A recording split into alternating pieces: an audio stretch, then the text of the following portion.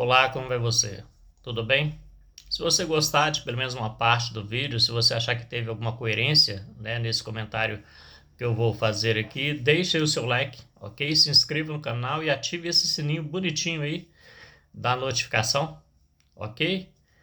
Bom, hoje eu quero fazer aqui uma reflexão, né? Eu quero perguntar aqui agora para você que semelhança você vê em Ali Khamenei, o Ayatollah do Irã, e o pastor Silas Malafaia. Você vê alguma coisa parecida, alguma coisa semelhante na atitude dos dois?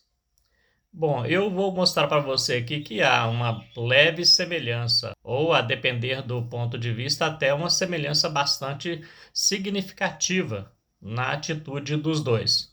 Em 1979, liderado pelo Ayatollah Khomeini, o Irã passou por uma revolução muito grande, muito significativa. A partir daquela data, a partir de 1979, o Irã passou a ser liderado pelos líderes da religião islâmica. A religião passou a mandar no Estado. A religião passou a determinar para o Estado o que ele deveria fazer ou impor em termos de cultura e em termos de organização social.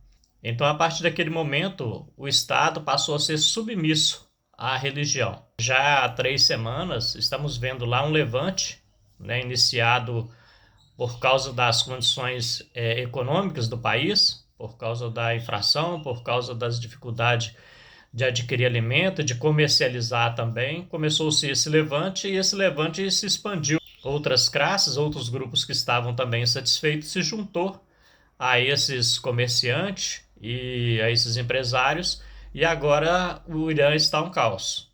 Um caos porque eles estão vendo a oportunidade de acabar com esse regime, de eliminar esse regime teocrático de vez, esse regime de Deus.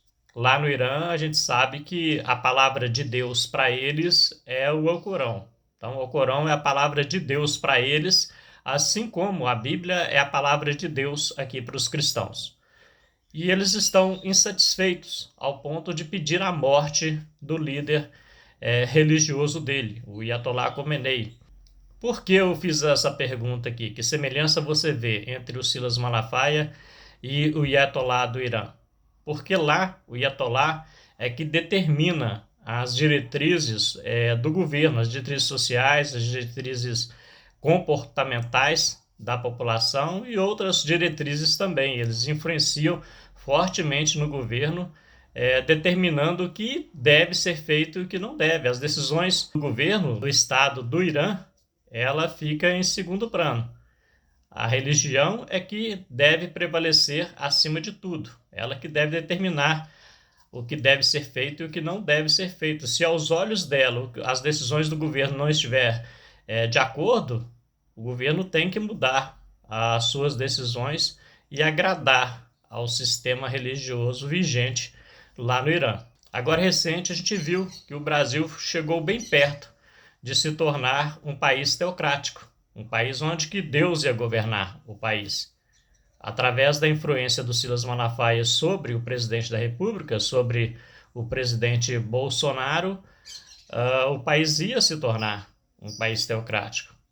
Ainda bem que numa movimentação silenciosa, num levante silencioso de outras religiões, de outras pessoas que não estão inseridas no contexto evangélico, o país não chegou a isso, porque poderia chegar. O Brasil poderia se tornar um país teocrático, não na visão de Deus, adotada no Irã, mas na visão de Deus adotada pelo cristianismo. Então, houve esse levante, houve esse movimento silencioso que acabou impedindo o presidente Bolsonaro de se reeleger. Confesso, votei no presidente na primeira eleição, trabalhei por ele dentro das minhas limitações para ajudá-lo a se eleger. Na segunda, quando vi essa movimentação religiosa em torno do presidente, saí fora, votei no presidente, mas não fiz aquela campanha que eu fiz para ele na primeira eleição. Não procurei influenciar ninguém na segunda, como tentei influenciar na primeira, porque eu vi que o país estava para se tornar um país teocrático. Era a religião que ia ser a conselheira, né? Na verdade, a religião ia dirigir o país e o presidente ia ficar em segundo plano, como acontece lá no Irã. Isso é muito perigoso. Isso é muito perigoso. Quem tem 50 aí ou mais sabe que somos de uma época onde que se dizia que religião e política não se misturam, onde que dizia que púlpito de igreja não é lugar de político. No entanto, as coisas se transformou tanto que os religiosos, em busca de poder, né, porque o dinheiro, a influência, ela dá um poder tremendo. Dá mais poder do que o Deus que eles anunciam aí, que eu questiono aqui nesse canal, porque na verdade é um Deus falso. A base da coação religiosa desse sistema que está aí é dizer que Jesus vai voltar. É dizer que Jesus disse que ia voltar. É dizer que a Bíblia fala que Jesus vai voltar. No entanto, a Bíblia fala que Jesus não vai voltar. A Bíblia fala que ele prometeu voltar ainda naquela geração. A gente sabe que a base dessa influência, dessa captura mental das pessoas, para dizer para elas que Jesus vai voltar, é Mateus 24, Lucas 21, Mateus 10, 23, Mateus 16, acho que 28. Então a base dessa captura mental, para convencer as pessoas que Jesus vai voltar, são esses capítulos. No entanto, são exatamente essas passagens que ele afirma que ele ia voltar naquela geração. Como, por exemplo, quando ele está explicando, né, que Jerusalém seria cercada de exércitos, que Jerusalém seria sitiada, que Jerusalém seria destruída. Né? Quando ele fala, por exemplo, quem estiver na cidade, saia dela, quem estiver no campo, não volte a buscar alguma coisa, não entrem na cidade. Né? E Lucas fala dessa maneira. Quando vocês verem Jerusalém cercada de exército, ali ele fala também que se não fossem abreviados aqueles dias, nenhuma carne se salvaria, porque os romanos, estrategicamente, eles foram muito estratégicos, eles foram muito perspicazes naquele cerco a Jerusalém naqueles dias, na geração de Jesus. Eles chegaram, cercaram a cidade, como estava próxima a Páscoa chegaria em algumas semanas, eles foram deixando a cidade encher. A cidade foi enchendo de pessoas, foi enchendo de pessoas. Na hora que a cidade estava superlotada, onde que já praticamente não cabia mais ninguém lá dentro, já havia até certa escassez de alimento, porque as pessoas começavam a chegar algumas semanas antes da comemoração da Páscoa. Eles cercam a cidade na Páscoa, cercam a cidade, sitiam a cidade e não deixam ninguém sair nem entrar na cidade a partir da comemoração da Páscoa, a partir da época da Páscoa, tentando matar ali todas as pessoas de fome ali dentro. Por isso que a Bíblia diz que se aqueles dias não fossem abreviados, nenhuma carne se salvaria, nenhuma carne daquelas que estavam ali dentro da cidade. No entanto, os religiosos são tanto infiéis aos seus seguidores que eles afirmam que isso vai acontecer no futuro. Eles não ensinam para os seus seguidores aquilo que a Bíblia diz, porque eles têm como objetivo principal sequestrar a mente da pessoa, mantê-la cativa àquele sistema religioso ali, colocar o medo, colocar o pânico. Mas, na verdade, a Bíblia fala daquele cerco religioso.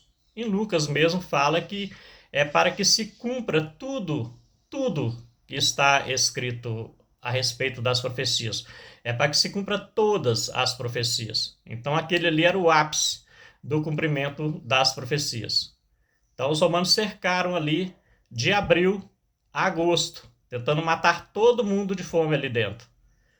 Mas porque, por uma decisão, sabe-se lá qual, eles resolvem invadir a cidade e matar as pessoas, passar as pessoas ao fio da espada. Eles antecipam a entrada deles à cidade. Por isso está escrito lá também que se aqueles dias não fossem abreviados, nenhuma carne se salvaria.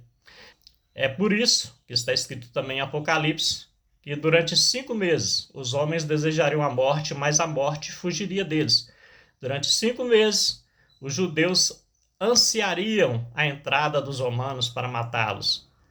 Durante 5 meses os judeus ali desesperados dentro da cidade por causa da fome, chegando até a comer seus próprios filhos. Há relatos de canibalismo ali naqueles dias. Os zelotes brigando entre si e outros grupos também brigando ali dentro, passando a fio da espada, enfraquecendo a resistência aos romanos que estavam lá fora, aguardando para entrar e invadir a cidade, se degradando ali dentro.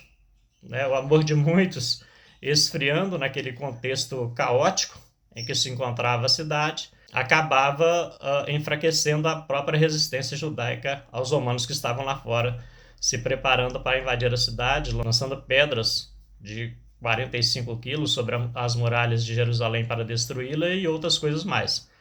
Então, os próprios líderes religiosos, eles são infiéis aos seus ouvintes, né, aos seus seguidores, porque o objetivo deles não é passar conhecimento, não é passar libertação, mas é passar coação, é passar dominação sobre eles, ao ponto de subjugá-los, né, de impedir que eles adquiram outro conhecimento, ao ponto de fazer com que eles fiquem habitolados somente àquilo, aquelas migalhazinhas que a liderança religiosa dá para eles, né? Eu tinha um passarinho aqui, eu peguei ele ainda filhote, eu dava para ele migalhas de pão diariamente, e parece que é isso que a igreja faz com os seus membros, vai dando para eles migalhas para que eles fiquem subjugados às decisões dela, à vontade daquela liderança religiosa. Mas voltando aqui ao assunto, né?